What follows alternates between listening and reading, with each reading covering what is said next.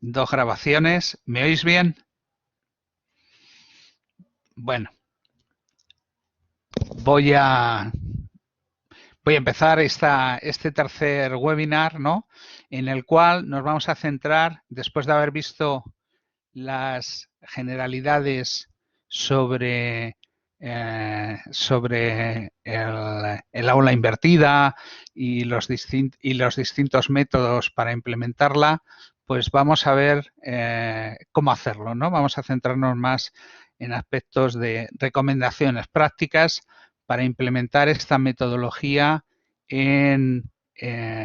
digamos, en asignaturas universitarias. Y más o menos esta es la agenda que yo os había preparado. Primero vamos a hablar de una serie de métodos que ya os suenan, porque los vimos en la primera y la segunda videoconferencia, el Just in Teaching, los métodos que utilizaban preguntas de elección entre múltiples opciones, como el Peer Instruction o el Team-Based Learning. Y bueno, vamos a ver que lo que os quiero mostrar es que hay algunos métodos de estos que son más fáciles de implementar que otros. Mi recomendación va a ser que siempre que empecéis por lo más fácil. Luego, para complicarse la vida, luego ya hay tiempo, ¿no? Y luego otro año, pues puede intentar uno hacer las cosas de una manera más compleja, ¿no? Entonces veremos un poco cómo hacer la transición desde un modelo positivo, ¿no? A un modelo de aula inversa.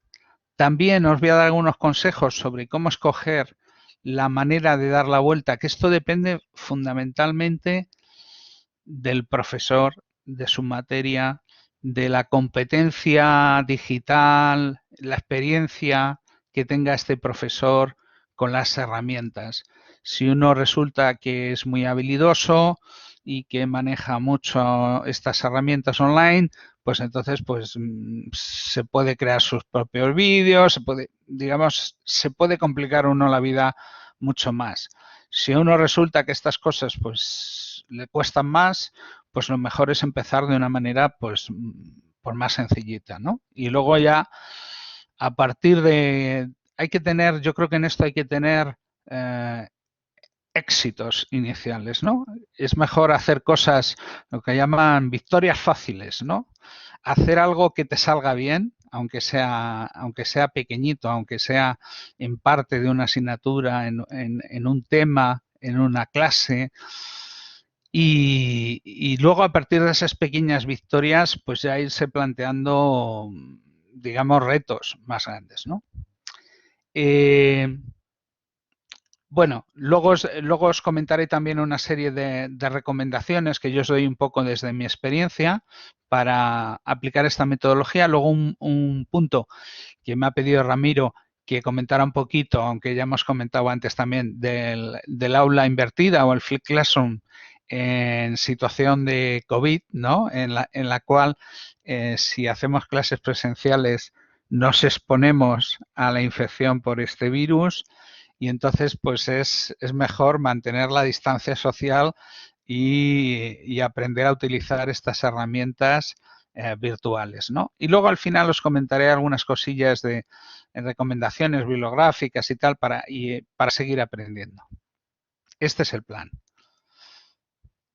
Bueno, os decía que distintas metodologías para hacer el aula inversa tienen distinta dificultad. Yo creo que la metodología más fácil es el Just in Time Teaching, que era esta en la cual nosotros enviábamos los materiales a los alumnos, les enviábamos un formulario para comprobar si habían estudiado. Estos formularios en Google Forms, os envié un tutorial sobre cómo hacer estos formularios en Google Forms. Es sencillísimo. Esto, además, si vosotros utilizáis herramientas de Google, esto es sencillísimo. Además, estos cuestionarios yo los llamo cuestionarios universales porque son preguntas reflexivas, pero que nos valen para distintos temas. Con lo cual, una vez que has hecho uno, el del tema 1, digamos, es muy fácil hacer el del tema 2 y el del tema 3. Es muy fácil, ¿vale?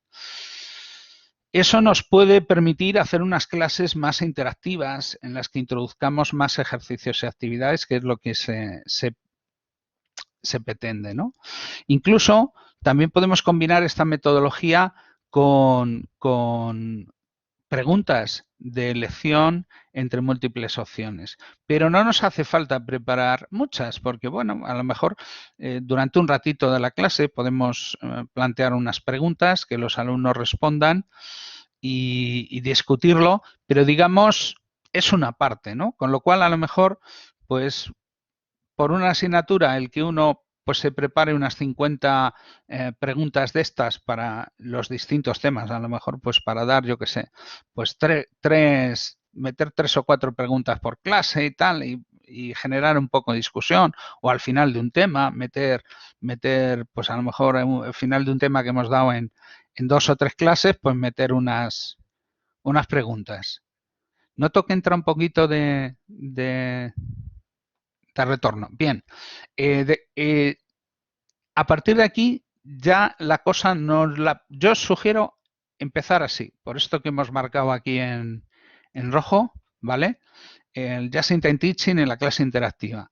Si queremos hacer enseñanza basada en equipos, si queremos hacer peer instruction, esto ya supone, por un lado, para empezar, que tenemos que crear unos bancos de preguntas de opción múltiple simplemente para la evaluación formativa, es decir, sin tener en cuenta exámenes y tal, sino simplemente para lo que es el entrenamiento y para las actividades en las rutinarias de los temas. Pues, en el caso del Team-Based Learning, pues a lo mejor para una asignatura en la que tengamos pues 8 temas, pues a lo mejor vamos a necesitar tener 160 preguntas de opción múltiple, y en el caso del peer instruction pues todavía más, ¿no?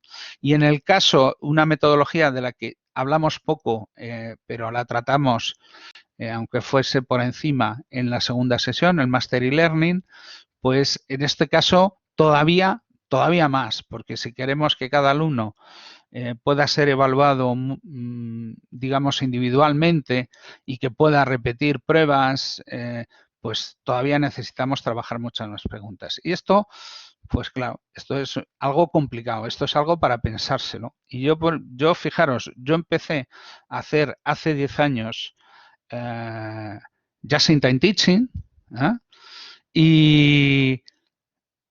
y clases interactivas, y he ido incorporando. Yo ahora, pues por ejemplo, pues suelo hacer alguna sesión de Team-Based Learning, pero a lo mejor suelo hacer en una asignatura, a lo mejor lo aplico pues un par de veces en la asignatura, con lo cual pues no tengo que andar preparando 160 preguntas, o a veces intercalo preguntas al modo del peer instruction en los temas, pero digamos lo hago de manera esporádica, un poco para variar, ¿no? Y no he pasado a utilizar estas metodologías, digamos, que son más complejas, de una manera, digamos, permanente o habitual, sino de una manera, pues, esporádica. Es decir, que yo me he quedado más en lo que serían las distintas variantes del Just in Time Teaching. Y esto también nos permite, esta metodología nos permite complicarnos la vida más o menos, en función de hasta dónde queramos llegar.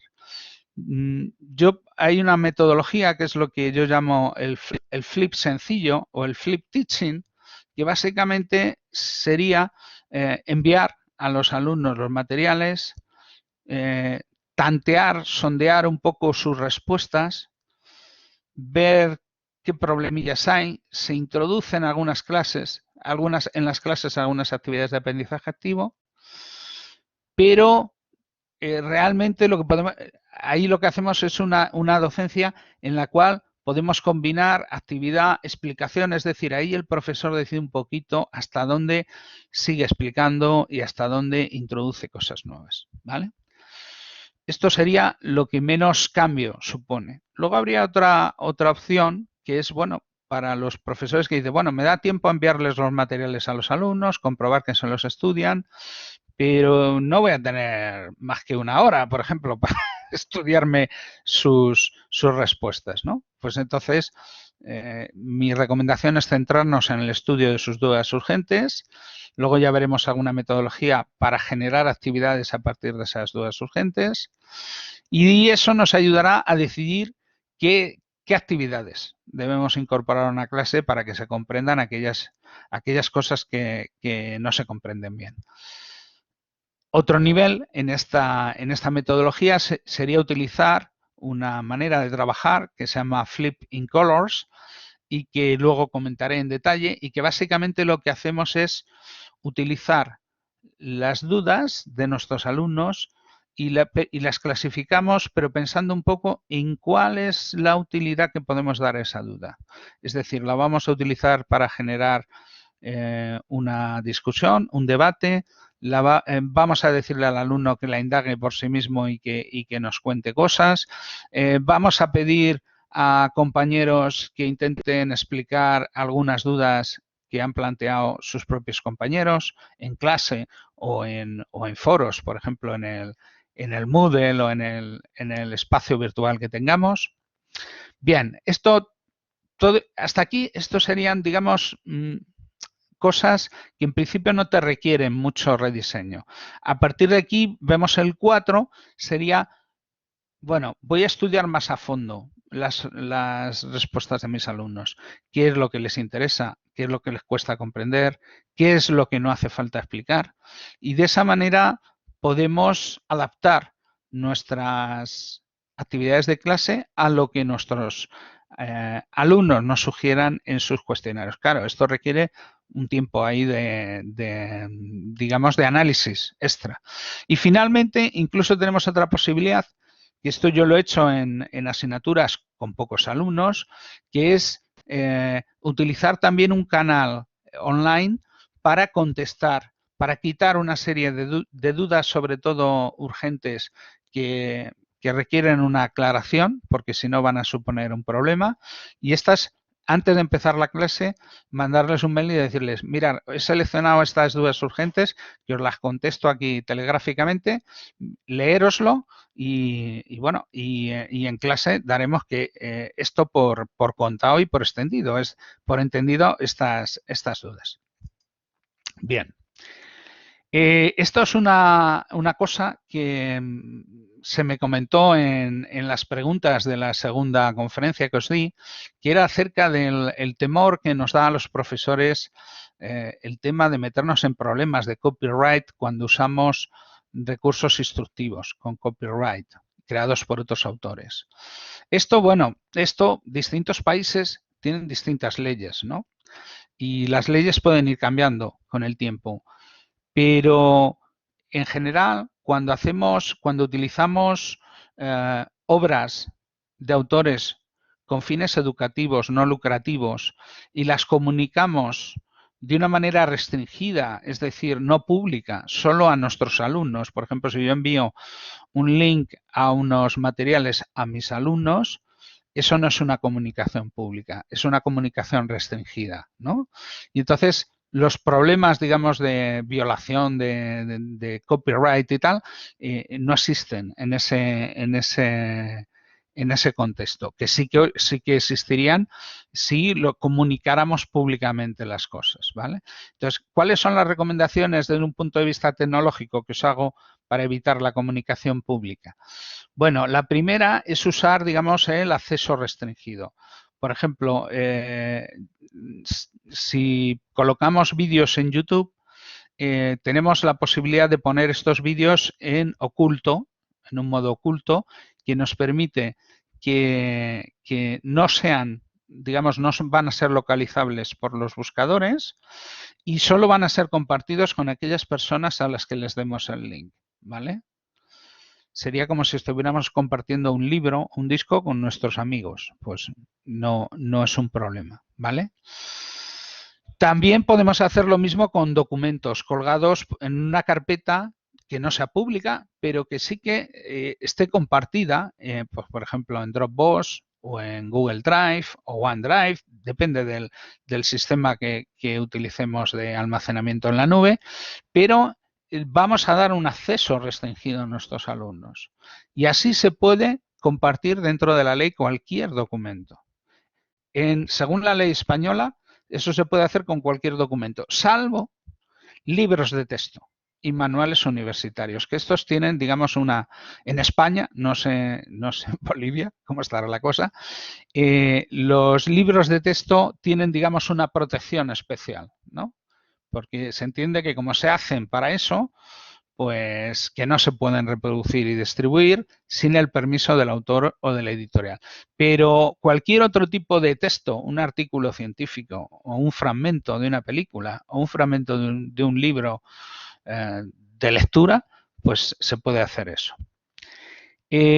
Otra recomendación que os hago, otra recomendación, pero que también tiene sus ventajas y sus inconvenientes, es decir, yo simplemente lo que voy a hacer es aportar al alumno el link a la fuente original.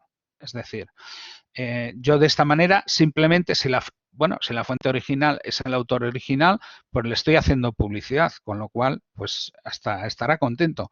Y si no es el autor original, pues tampoco yo tengo ningún problema, porque yo no estoy haciendo ninguna publicación. Yo simplemente estoy diciendo, aquí está este material, ¿no? Que es lo que sería el facilitar el link a los alumnos. ¿Cuál es el problema? El problema que tiene esto es que si esa URL en la cual está el recurso original al cual va el vínculo, esa URL, esa dirección desaparece, pues el link deja de funcionar. Entonces nuestros alumnos dicen, nos ha dado unos links, profe, que no funcionan. Ese es un problema. Pero bueno, eso también lo que se puede hacer es cada vez que enviamos cosas, pues revisar que siguen funcionando los links. Es mucho mejor lo que la otra opción que había comentado antes, que es que nosotros nos descarguemos esos archivos y los coloquemos en repositorios, y de esa manera nosotros sí que garantizamos que el recurso está, ¿vale? Bueno, para pasar desde las clases tradicionales al aula inversa es una transición, ¿no? Y hay que dar una serie de pasos. El primer paso fundamental en esta metodología es que los alumnos deben interaccionar con la información de los materiales instructivos con anterioridad a las clases. Para esto es mejor que el profesor adopte una estrategia proactiva que una estrategia simplemente decir, bueno, os he dejado los materiales colgados en el sitio web de la asignatura, porque eso muchas veces eso no llega a los alumnos, sobre todo a los menos activos. Entonces, yo creo que sobre todo al principio es importante enviarles los materiales. Nosotros empezamos todas las asignaturas llevándoles a clase una lista de emails que nos da nuestra universidad y les decimos, ¿os valen esos emails o queréis que os lo enviemos a otro? Al que vosotros consultéis más. Y a ese email es al que se lo enviamos, ¿vale? Lo hacemos además mediante un sistema de envío a lista de destinatarios con copia oculta, con lo cual no damos las direcciones de unos alumnos a otros alumnos y nos quitamos también de esa manera otro tipo de problemas, ¿no? Simplemente nosotros enviamos a todos, pero cada alumno no puede ver las direcciones de los ¿no? Luego, otra cosa importante, aparte de hacerles llegar la información, es que motivemos a nuestros alumnos, les demos motivos para que se miren esa información, se miren esos vídeos y se los preparen para las clases. Básicamente, nosotros, fijaros, utilizamos un montón de estrategias para lograr eso, pero es muy importante. Nosotros bonificamos en la calificación de la asignatura, reconocemos públicamente al principio de los temas, presentamos un Hall of Fame en el cual están las personas que han hecho el estudio, comentamos dudas, elogiosamente dudas y cosas que se nos han planteado. También hacemos ver cuando, por ejemplo, nosotros en un tema añadimos algo, pues decimos, bueno, esto lo hemos añadido porque ha habido bastante gente que ha preguntado tal cosa, ¿no? Es decir, que en cierto modo les estamos dando un poder de decisión y de influencia en lo que se hace en la clase a partir de esa inversión que han hecho ellos de trabajo inicial. También otra manera es darles feedback, es darles respuestas a esas preguntas que han planteado, enfocar actividades en las necesidades que detectamos. Y finalmente también nosotros utilizamos una estrategia que es la denominada efecto Pigmalión, ¿no? De autocumplimiento de expectativas, y lo que hacemos es en la presentación de la asignatura, a lo mejor luego comentaremos algún ejemplo, hacerles ver los resultados obtenidos en años anteriores y que vean que, pues, por ejemplo, los alumnos que no estudiaron, pues obtuvieron unos resultados mucho peores, mucho más pobres que sus compañeros que sí que estudiaron más, se prepararon más temas. Bien, luego una vez que hemos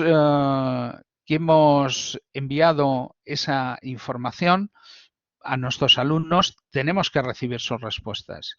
Y esas respuestas las tenemos que convertir nosotros en significado, las tenemos que interpretar. Y lo tenemos que convertir también en reacciones, ¿no? Yo empiezo a ver que hay varios alumnos que me dicen que no entienden algo. Me doy cuenta de que eso que a mí me parecía que estaba bien explicado, pues no está tan bien explicado, si mis alumnos no lo entienden, y entonces yo tengo que ver de qué manera logro que lo entiendan, ¿no? Y eso supone que tendré que hacer cambios a lo mejor en la clase. Para esto es muy importante que creemos un medio para recoger las respuestas de nuestros alumnos. Y este medio tecnológico son los cuestionarios online. Y esto hay varias aplicaciones con las que los podemos hacer. Yo, la de Google Forms, mi universidad no usa, la universidad usamos más, institucionalmente usamos aplicaciones de Microsoft, pero sin embargo yo uso la aplicación de los Google Forms porque son mucho más fáciles de usar, ¿no? Incluso nosotros tenemos como plataforma online o LMS, pues tenemos nosotros el Blackboard, pero a mí me resulta mucho más sencillo hacerlo en Google Forms, ¿vale? Es decir, que dentro de las opciones que tenemos, pues yo creo que también tenemos que escoger un poco lo que nos funcione bien, ¿no? Además, esos formularios están compuestos de preguntas reflexivas, de respuesta escrita, y con lo que logramos que nuestros alumnos no solo interaccionen con la información, sino que reflexionen. Y esto nos permite recoger información con la cual podemos mejorar las clases, ¿vale? Decía que después de recibir esa información tenemos que reaccionar a ella, ¿vale? Y bueno, ya hemos comentado antes distintas maneras de reaccionar a esa información. Y luego también tenemos que crear oportunidades para la actividad de nuestros alumnos.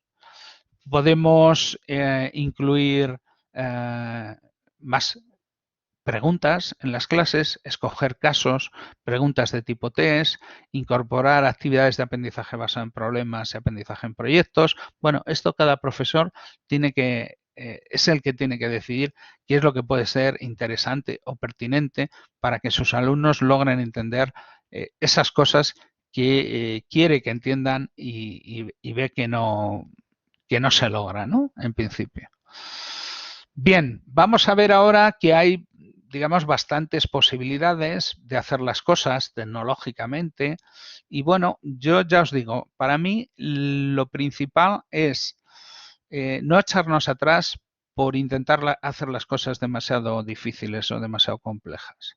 Tenemos que ser capaces de hacer las cosas de las maneras más sencillas, pero que sirvan para lograr lo que, digamos, lo que pretendemos. Yo la buena noticia que os tengo que dar es que las tecnologías para esto cada vez son más fáciles de usar, ¿vale? Seleccionar los recursos instructivos, adjuntarlos o linkarlos en un mail o en un documento de texto, crear instrucciones de trabajo, ¿no? Crear cuestionarios de reacción, analizar las respuestas de los alumnos, rediseñar la clase a partir de ellas. Esto a lo mejor si uno lo ve así de primera dice, uy, qué complicado.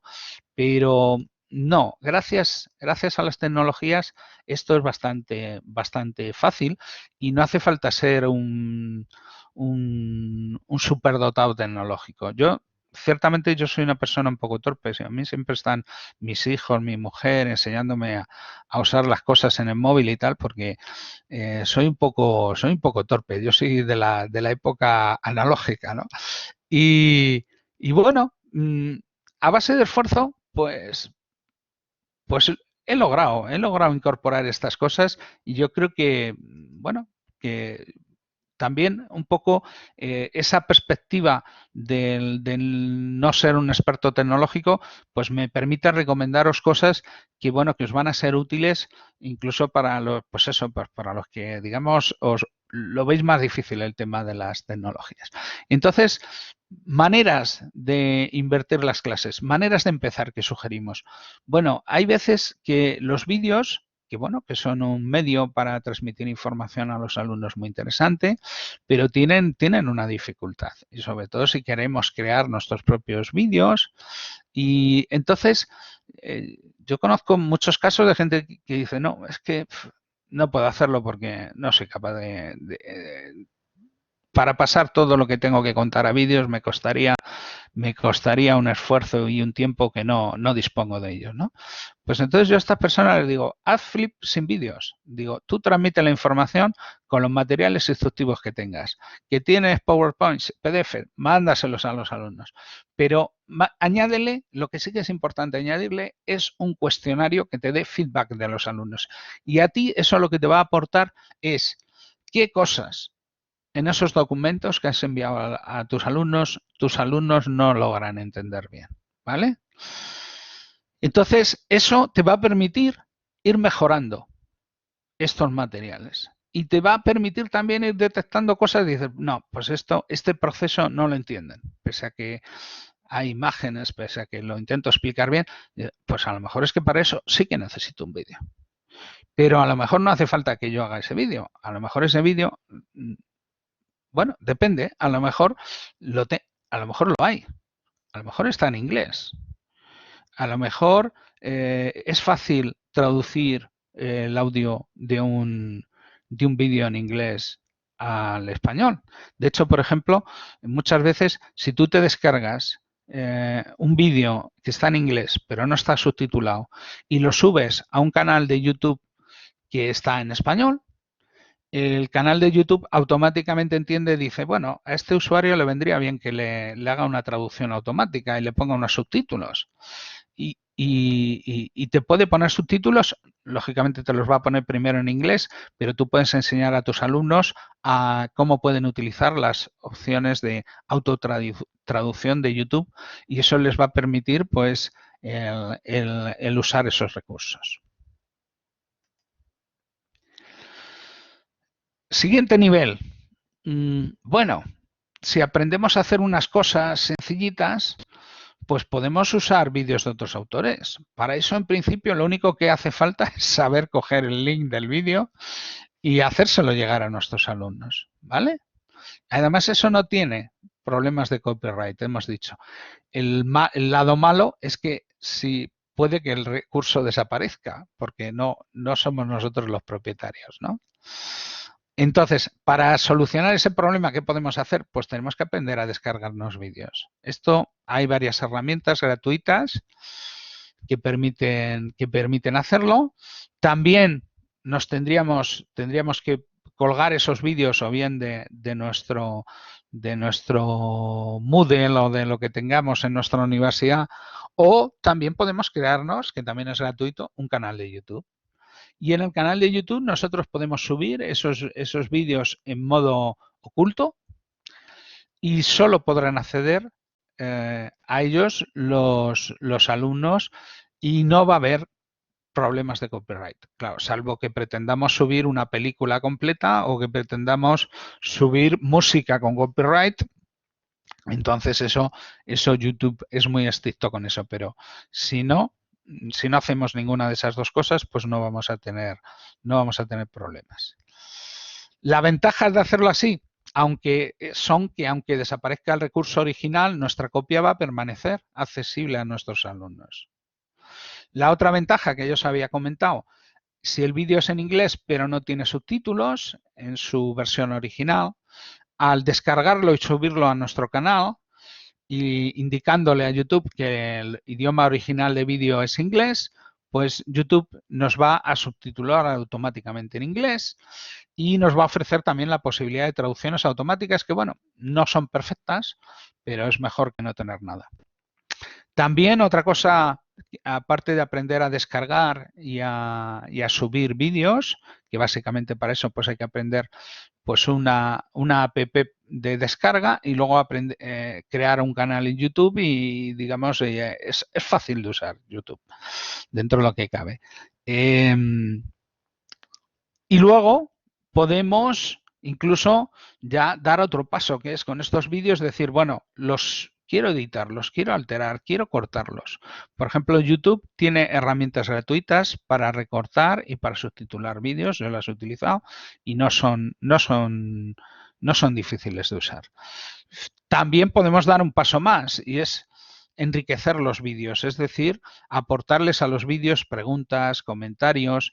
Para esto ya hay otras aplicaciones que ya tienen otra curva de aprendizaje, como Edpuzzle, ¿vale? Que es muy interesante para utilizar vídeos para aula invertida. Finalmente, que decimos, bueno, es que mira, es que las cosas que encuentro para lo que yo quiero enseñar, prefiero hacerlo yo. Bueno, pues nosotros tenemos muy fácil el hacer PowerPoint Cast, grabación de píldoras a partir de presentaciones de PowerPoint a las que añadimos audio o les añadimos también la imagen, la cabeza parlante, ¿no?, del profesor. También podemos aprender a utilizar aplicaciones como Screencast o Matic que hacen captura de pantalla y, por ejemplo, esto es muy interesante pues para hacer demostraciones de cómo usar, por ejemplo, un determinado software o para escoger la parte de un vídeo que realmente nos vale sin tener que ponernos en problemas de edición. Simplemente lo que hacemos es grabar la parte que nos interesa, ¿no?, de ese vídeo, ¿no? También podemos hacer vídeos con grabación del profesor, con PowerPoint. También podemos grabar normalmente las herramientas de videoclases tienen una posibilidad para grabar la clase y para poder descargarse un archivo en MP4.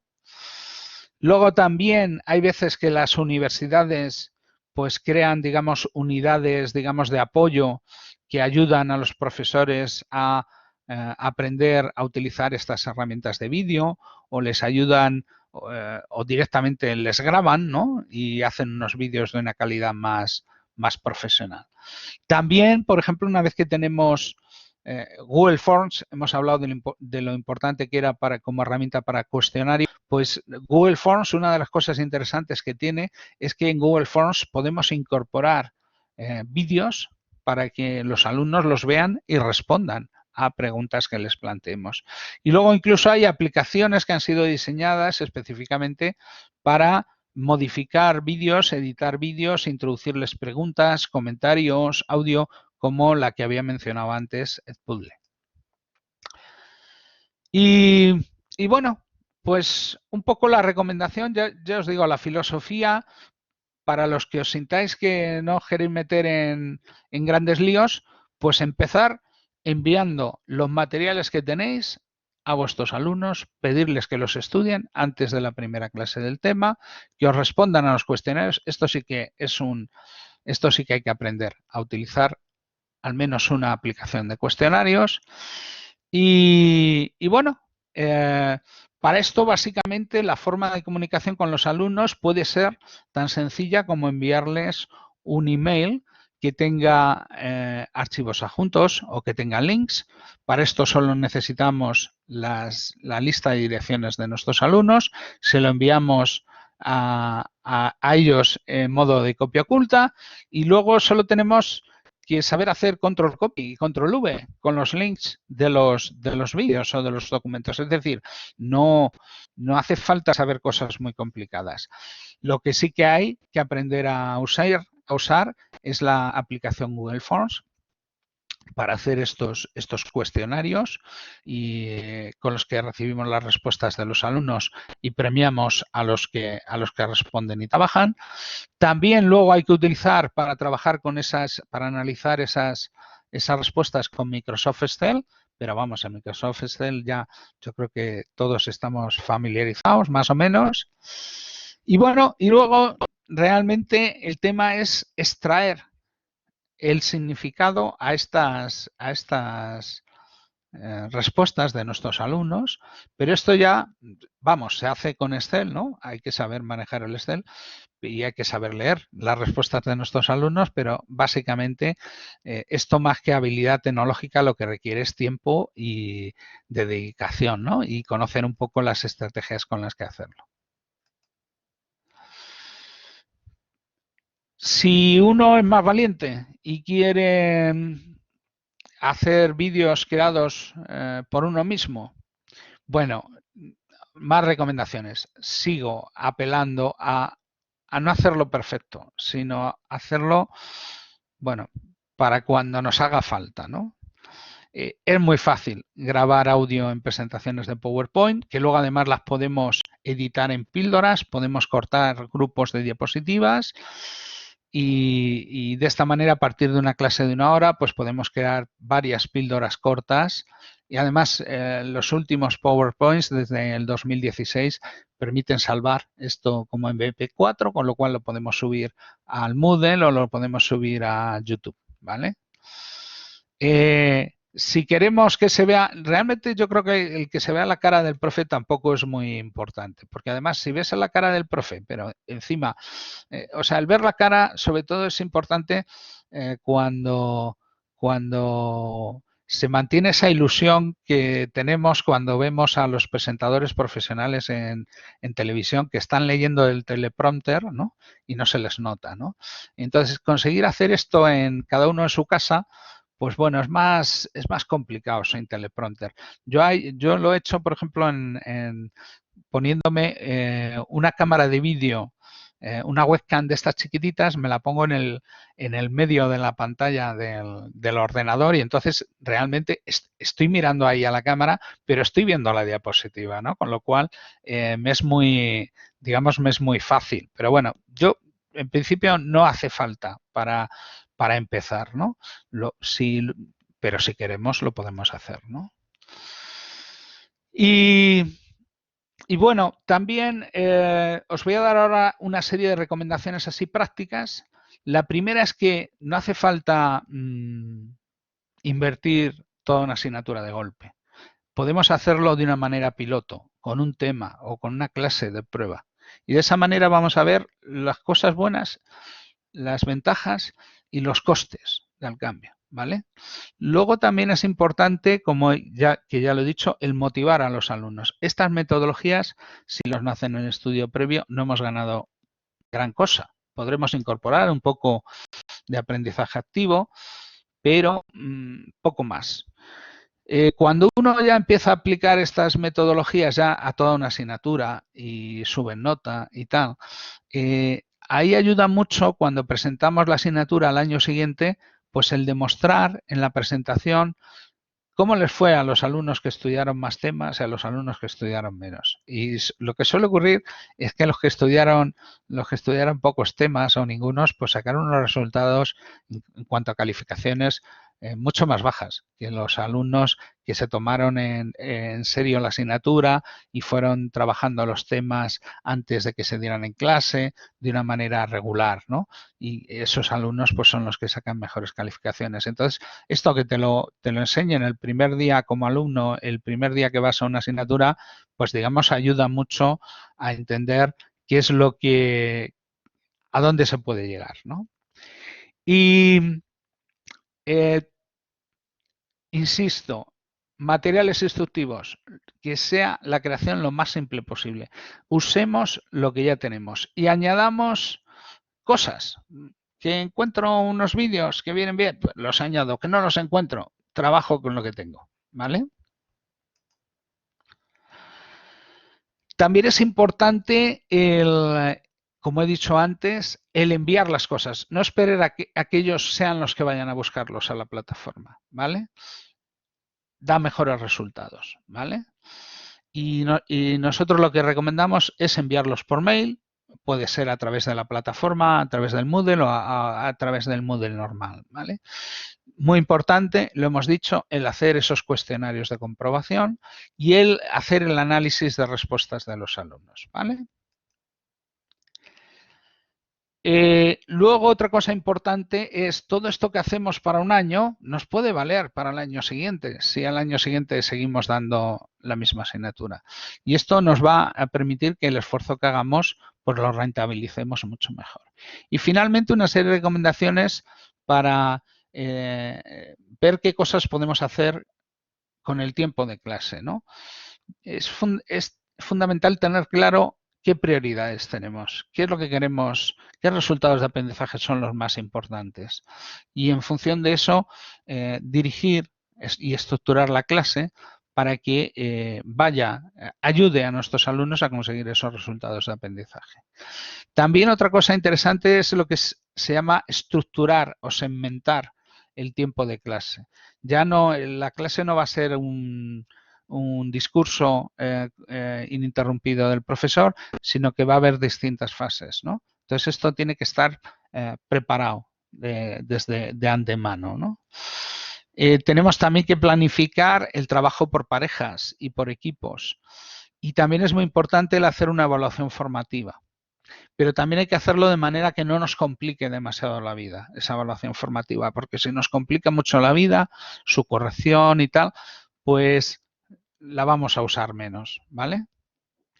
Para esto vienen muy bien las versiones gratuitas de las aplicaciones para la respuesta de los alumnos en tiempo real, ¿no? Para preguntas de test o para otro tipo de preguntas. Bueno, vamos a ver un poquito, voy a ir desarrollando algunos aspectos concretos de estas recomendaciones. Os decía que era muy importante el motivar a los alumnos. Nada más motiva a los alumnos el que vean que en esa asignatura, el año anterior, los alumnos que no se prepararon ningún tema, pues suspendieron la inmensa mayoría y que según iban preparando más temas, iban obteniendo mejores calificaciones, iban aprobando más, ¿no?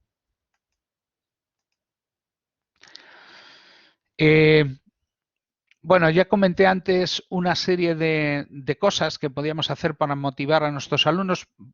Voy a comentar aquí alguna cosa que no había salido. Por ejemplo, una cosa es estimular la motivación profunda. Por ejemplo, convenciendo a nuestros alumnos de que haciendo ciertas actividades van a ejercitar ciertas competencias y eso les va a ayudar a desarrollarlas, ¿vale? El tema de las bonificaciones ya lo comentamos, incluso podemos ir más allá, podemos ir a penalizar el que no se esfuerce. Si resulta que en la guía de la asignatura el realizar las tareas es un 10%, por ejemplo, de la calificación, el que no la haga pierde esa puntuación de evaluación continua, con lo cual tiene un motivo extra para hacer ese trabajo. También lo que hemos mostrado en la gráfica de antes, el mostrar calificaciones de alumnos que hicieron bien lo que se les proponía versus los alumnos que no lo hicieron. También yo suelo entregar a principio de asignatura cartas de bienvenida con consejos de alumnos que sacaron matrícula en cursos anteriores. Y también el trabajar con las respuestas de los alumnos, esto es lo que nos va a permitir que motivarles todavía más a seguir estudiando, ¿no? Reconociendo pues preguntas que nos han parecido interesantes, poniendo los nombres de los alumnos que hicieron las propuestas, que ellos vean que cambiamos las cosas en función de dudas y de intereses que nos han mostrado ellos en su estudio. Esto es una manera más o menos gráfica de cosas que podemos hacer para que motivarles, ¿no? La primera, que los que lo hacen pues van a aprender mejor, que van a recibir bonificaciones, que van a desarrollar competencias al hacer estas cosas y si no lo hacen no las van a desarrollar. Y luego lo que yo llamo las 4 R's, ¿no? Respondiendo a sus preguntas, replanteando la clase, reconociendo públicamente a los que se lo han trabajado y recriminando en privado a los que no lo hacen o se lo han tomado a cachondeo, en broma, ¿no?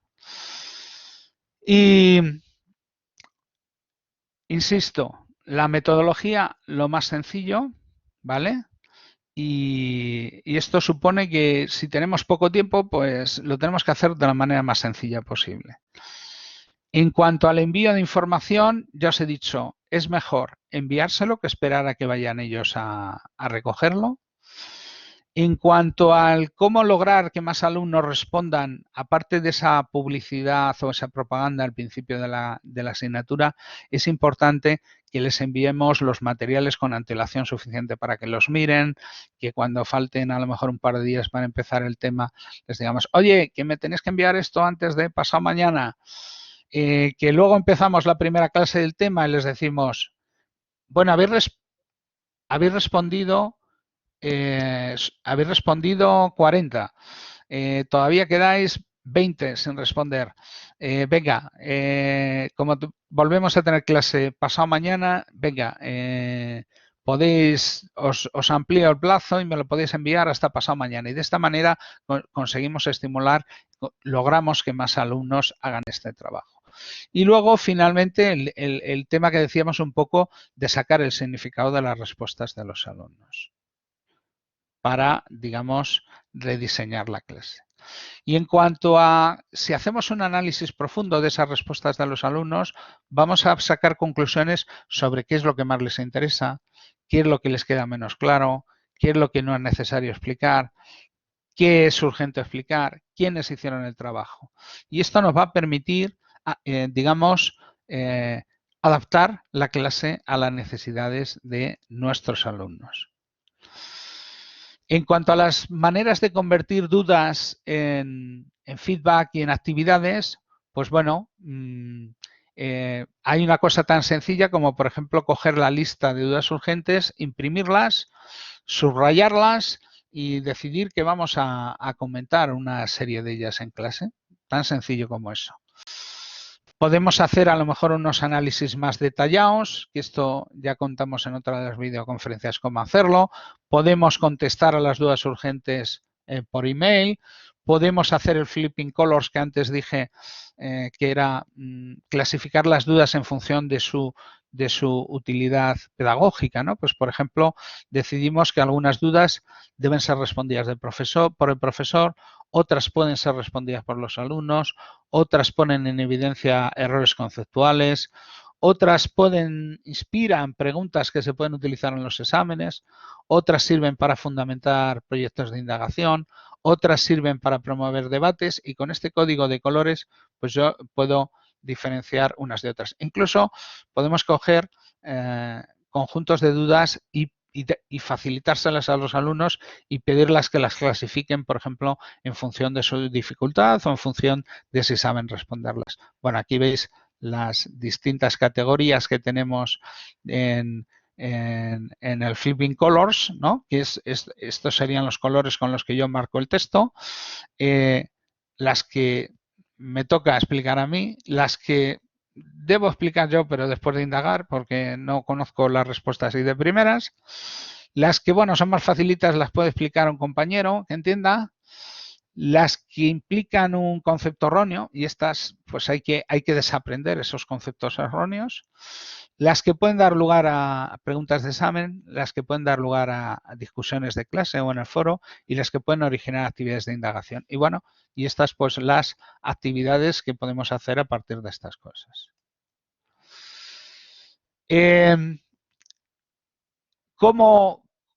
¿Cómo documentar y archivar electrónicamente todos estos materiales que vamos creando para poder reutilizarlos año a año? Bueno, yo empecé, básicamente yo lo que hacía como uso el correo electrónico, pues yo cuando llegaba el momento de dar el tema 1 de tal asignatura, yo siempre a mis alumnos les decía, estimados alumnos de la asignatura tal. Entonces yo en mi correo buscaba alumnos de tal, tema tal, y de esa manera pues yo obtenía, digamos, las cosas que había enviado a mis alumnos. Esto fue al principio en plan chapuza.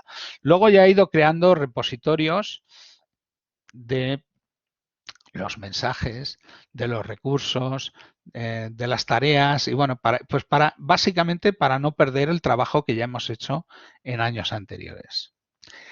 En cuanto al uso de tiempo de clase, es muy importante lo que os he dicho de estructurar y segmentar el uso del tiempo. Es decir, que por ejemplo, en el periodo que dure la clase, pues haya distintos momentos en los que a lo mejor pues va a haber un predominio de protagonismo del profesor, luego va a haber fases en las que va a haber discusión, va a haber fases en las que hay trabajo de los equipos, evaluación formativa, ¿vale? Y esto es un poco el cambio que tenemos que hacer. Y en cuanto al uso de tiempo de clase, pues de vez en cuando pensar en la posibilidad de utilizar trabajo por parejas y por equipos, el utilizar las aplicaciones, si tenéis esto, por ejemplo, nosotros aquí en España, que tenemos prácticamente todas las aulas tienen wifi, entonces pues el utilizar apps que utilizan la wifi para que los alumnos respondan y nosotros podamos registrar qué alumnos han respondido, incluso hasta podemos de esa manera controlar su asistencia, pues es muy útil. Y finalmente es muy importante el hacer una evaluación formativa, pero ya os he dicho, de una manera que sea fácil de hacer, que no sea demasiado, que nos lleve demasiado trabajo, ¿no? Y básicamente la idea es que a partir de las respuestas de nuestros alumnos se nos van a ocurrir ideas pues para hacer evaluación formativa en clase, para practicar, para administrar feedback, para enfocar las explicaciones en las dudas y aspectos que no comprenden la mayor parte de los alumnos, en cosas que les interesen o en cosas que nos dicen que ya conocen y entonces lo que podemos hacer es construir aparte de esas cosas, ¿no? Bueno, y ahora ya vamos a llegar a la parte final, que es la parte de cómo evaluar, si nos ponemos a utilizar aula invertida y cómo puedo evaluar, investigar, cómo puedo pensar, por ejemplo, en hacer un artículo luego de investigación sobre docencia en el cual cuente un poco cuál ha sido el impacto de mi cambio de metodología. Entonces, bueno, hay varias cosas que podemos medir. Una, el efecto sobre el trabajo de los alumnos. Muchas de esta información que nosotros recogemos en los cuestionarios, que nos sirve para bonificar a los alumnos que han trabajado, pues también nos va a servir para, digamos, documentar. Pues, por ejemplo, qué alumnos hicieron el trabajo y si esos alumnos fueron los que sacaron mejores calificaciones. También nos podemos, igual que el saber qué alumnos hacen las tareas, también nos sirve para saber qué alumnos no las hacen. Y esto es una medida de la resistencia, ¿no? ¿Qué alumnos se están resistiendo a la metodología? ¿Y cuáles son los resultados de estos alumnos? ¿Vale? También podemos obtener información sobre actividad en clase y bueno, y más cosas. Por ejemplo, podemos medir rendimiento académico con las tasas de fracaso y tasa de éxito, el aprendizaje de los alumnos, básicamente esto, pues con las calificaciones en las pruebas de evaluación, podemos ver si manteniendo bastante estable este tipo de pruebas de evaluación, vemos si los resultados al cambiar de metodología mejoran, ¿vale?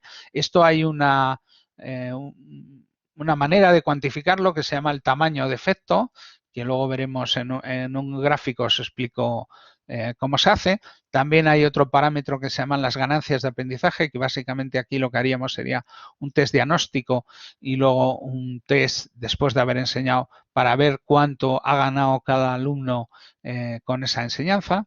Y luego, finalmente, también es importante la valoración de los alumnos sobre la metodología, el cambio metodológico que hemos hecho. Y esto lo podemos recoger o bien en encuestas extraoficiales que podemos hacer nosotros en nuestras asignaturas, pero también lo podemos hacer en las encuestas oficiales que haga nuestra universidad, ¿vale? Y bueno, en cuanto a los diseños, el diseño más sencillo es decir, bueno, voy a con la información que tengo de una cohorte histórica control y manteniendo el sistema de evaluación, voy a ver cómo cambian los resultados en promociones en las que experimento, pues por ejemplo, distintos grados de innovación, por ejemplo, de incorporación de aula invertida. Esta sería la manera más sencilla de hacerla. Otra manera, que sería una manera de mantener un grupo control y un grupo experimental. Y luego también tendríamos la posibilidad de hacer un diagnóstico inicial y estudiar cuánto se había aprendido a partir de ese estudio inicial. Estos serían los 3 diseños así más utilizados. Y bueno, nosotros, por ejemplo, lo que hemos visto, fijaros, esto es cuando incorporamos aula invertida, esto es el porcentaje de alumnos que más o menos nos hace el estudio preparatorio, medido de dos maneras. Una, el porcentaje medio de tareas que realiza cada alumno, y otra, que es el porcentaje de alumnos que hacen al menos la mitad de las tareas. Y bueno, estos porcentajes suelen salir parecidos, ¿vale? Y nos sirven para medir un poco cómo los alumnos están respondiendo. Fijaros, el primer año que uno implementa esto, pues suelen ser el 40% de los alumnos más motivados, a lo mejor en unas asignaturas puede ser el 25%, en otras el 60%, pues digamos nos hacen habitualmente el trabajo. Esto, si insistimos en la misma asignatura durante años sucesivos, pues veis que al final pues lo acaban haciendo casi todos. También dependiendo del curso. Nosotros, por ejemplo, en último curso tenemos entre el 95 y el 100%, después ya de unas cuantas promociones. Penúltimo curso 90-95, primer curso de grado entre 80-90. Bueno, esto dependiendo de lo durillos que sean los alumnos, pues cuesta más o menos, ¿no? Luego, otra cosa que podemos, dado que en los cuestionarios les preguntamos a los alumnos que cuánto tiempo han trabajado y les podemos preguntar que cuánto han tardado en leer los documentos, en visionar los vídeos, en reflexionar y responder a los cuestionarios, pues esta información, como la recogemos en Excel, pues luego la podemos tabular y la podemos ver qué es lo que da. A nosotros, pues por ejemplo, lo que nos da es que de esta manera, con el estudio preparatorio, conseguimos que nuestros alumnos estudien unas 25 horas en una asignatura. De los cuatrimestres aquí son de unas 15 semanas y eso significa que gracias a eso estamos logrando que hagan un estudio fuera de clase que es más o menos una cuarta parte del estudio total que tendrían que hacer. El resto del tiempo, pues, parte lo dedican también a la preparación para prácticas y seminarios y parte también para la preparación de los exámenes, ¿no? Bueno, esto sería el lado contrario de lo que hemos visto. Esto sería la resistencia, es decir, el porcentaje de alumnos que no nos hacen más del 50% de las tareas. Esto al principio es alto, pero el primer año que lo intentas, luego va bajando y al final veis pues que se queda en una cosa muy minoritaria. Siempre hay algunos alumnos que son muy duros y que por mucho que se lo fomentes y se lo pongas fácil y tal, pues no quieren esforzarse, prefieren jugar a la lotería, a ver si en los exámenes se aprueban y tal, pero bueno, pues son adultos y son seres libres y pueden escoger. Pero lo importante es el conseguir, sobre todo cuando empezamos a utilizar aula invertida, que esta curva, esto representa, es la curva de las primeras asignaturas en las que nosotros empezamos a hacer esto. Nosotros ahora mismo en asignaturas que hemos hecho más tarde y en las que sabemos ya mejor cómo estimular a los alumnos, pues a lo mejor hemos conseguido que la resistencia en alumnos del primer año, en lugar de ser la media que antes teníamos de un 70%, pues a lo mejor se nos queda en un 40% y el segundo año ya disminuya más y digamos ya prácticamente en el tercer año estemos en la zona, digamos, de logro, ¿no?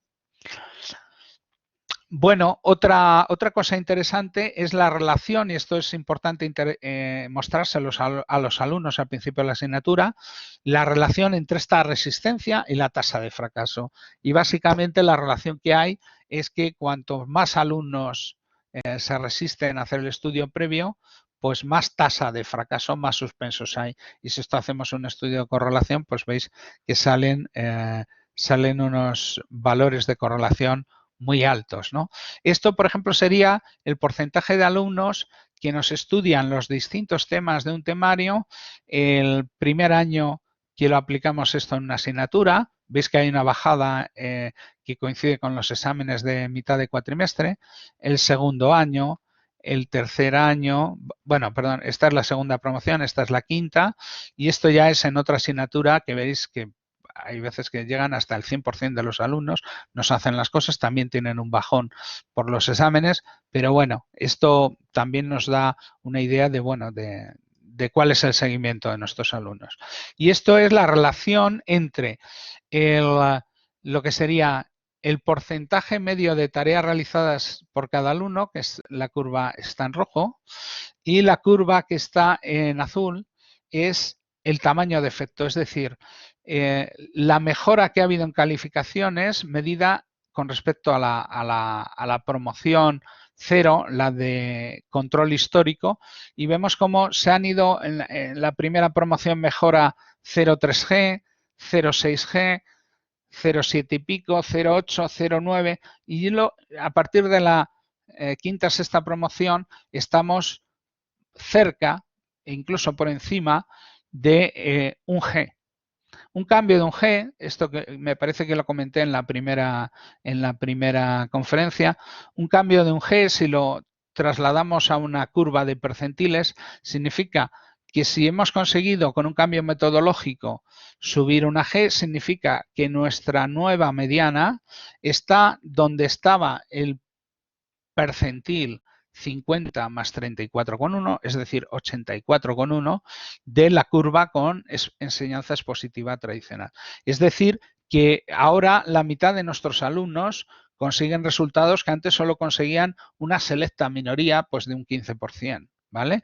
Y también que ahora el 80 y casi 5% de nuestros alumnos superan el valor de adquisición de conocimiento que antes con la metodología tradicional solo superaban la mitad de los alumnos. Bueno, también hemos visto que, bueno, esto es que me ha trastocado la aplicación la gráfica, pero bueno, la correlación es alta, ¿no? Entre la realización de tareas y el tamaño de efecto observado en las distintas promociones. Y bueno, y esto es lo mismo, antes lo habíamos visto tasa de fracaso o resistencia, ahora mismo lo que vemos es tasa de fracaso y tasa de éxito con el porcentaje de realización de tareas. Y vemos como en una nueva asignatura en la que al principio cuestan los primeros años lograr que lleguen al 80% de realización de tareas y vemos cómo el porcentaje de suspensos, la tasa de fracaso, va disminuyendo, va yendo casi es la curva contraria a esta, ¿no? Y esto es lo mismo, pero comparando el porcentaje de realización de tareas con la tasa de éxito, que sería la complementaria de la tasa de fracaso. Y bueno, las percepciones de los alumnos pues son muy buenas con el cambio metodológico. Luego también nosotros nos hemos dado cuenta de que, no sé vosotros allí, pero aquí en España nos dio por hacer las encuestas oficiales online y esto a lo que ha llevado es a que muchos alumnos pues no las hacen. Y tienes asignaturas en las que a lo mejor te valoran el 3, el 5, el 7, el 8% de los alumnos. Y esos alumnos que valoran la asignatura suelen ser los que están un poquito cabreados. Esa era nuestra hipótesis. Y para comprobar si nuestra hipótesis era cierta, hicimos un sistema en el cual fomentamos la cumplimentación de las encuestas oficiales por medio simplemente de decir, bueno, si hacéis la encuesta, nos mandáis el pantallazo de que la habéis hecho y eso os va a contar como si hubierais estudiado un tema. Y de esa manera que conseguimos pues pasar de estos valores tan bajos pues a valores mucho más altos. ¿Y qué ocurrió? Que fijaros que las valoraciones de los profesores mejoraron muchísimo. Con lo cual, cuando nos estaban valorando porcentajes más altos de los alumnos, era una valoración más representativa, las valoraciones eran mucho mejores, que esto puede ser un interés para los profesores el ser bien evaluados por sus alumnos. Y de hecho, esto es de una asignatura de cuarto, que sus alumnos nos valoran muy positivamente y veis que prácticamente casi todas las valoraciones que obtenemos pues están en una escala de 9 sobre 10. Y bueno, en cuanto así para el empezar, podéis empezar invirtiendo algunas secciones de clases, intercalando casos, introduciendo ejercicios en las clases que vais enviando de una clase en otra. Luego, siguiente paso, invertir clases de prueba. Siguiente paso, invertir temas completos. Siguiente paso, invertir asignaturas completas. Nosotros siempre hemos ido a nivel 4, siempre hemos ido a asignatura con la que nos metíamos, la hacíamos completamente y nos ha ido muy bien, ¿no? Si a los alumnos les cuesta, que ya veis que es algo normal, no os echéis la culpa, pues habrá que usar bonificaciones de evaluación continua, habrá que utilizar la presentación de la asignatura, estimularles a estudiar. Y luego también, yo creo que una cosa importante es, yo por ejemplo en mi asignatura empecé a hacer esto en las asignaturas de mi área y luego conseguí que el resto de los profesores del área se incorporaran a esta metodología. Y bueno, ¿cómo podemos aplicar el Flip Classroom en esta situación de infección por COVID-19? Bueno, yo creo que es un enfoque que se presta mucho a su uso en videoconferencias, ¿vale? Yo creo que la base es enviar los materiales a los alumnos por email con anterioridad, como haríamos si las clases fueran presenciales, en la primera clase de cada tema, para que de esta manera estén familiarizados con la información y utilizar en las videoconferencias para incorporar ejercicios. Curiosamente, esto, claro, depende de la aplicación que tengamos de videoconferencia, pero normalmente suelen tener algunas opciones para incorporar sondeos o preguntas tipo test. También casi todas suelen tener chat. Y eso también, pues por ejemplo, yo uso mucho el lanzarles preguntas y que ellos me respondan por el chat o que al final de la clase me hagan preguntas y se quedan media hora haciendo preguntas. Y bueno, la idea es que las videoconferencias, en principio ahora mismo, esa es un poquito la limitación, ¿no? Las posibilidades de interacción bidireccional que hay, pero bueno, yo creo que esto irá avanzando. Y bueno, simplemente que los que queréis seguir aprendiendo, yo como os voy a enviar el PowerPoint de esto, aquí están links a los artículos que tenemos y libros con estas cosas publicadas. También hemos trabajado en otras cosas como aprendizaje basado en problemas, metodologías inductivas y bueno, todo esto y bueno, recordaros eso, que tenemos un libro sobre esta metodología. Y bueno, este es el grupo de profesores que utilizamos el Flip Classroom y este es el sitio donde conceden todos los años los premios Cervantes, ¿no? A los literatos en lengua española y aquí, bueno, pues nos dieron el premio por utilizar la docencia, por utilizar esta metodología. Y para terminar, os pongo esta foto y estas ideas de este señor se llama Gregory Green y este señor es el primero que ha conseguido que todo un instituto dé todas las asignaturas de manera flip. Y esto ha conseguido que este instituto, que era uno de los peores de su estado, pues haya mejorado en 2 desviaciones estándar sus resultados y ahora está por encima de la media, ¿no? Y entonces Gregory lo que dice es pienso que todos nosotros tenemos algunas oportunidades de crear cambio y tenemos que tomar una decisión. ¿Lo haremos o no lo haremos? Y ya con esto os agradezco vuestra atención y voy a parar la grabación y me paso al Meet para poder ver vuestro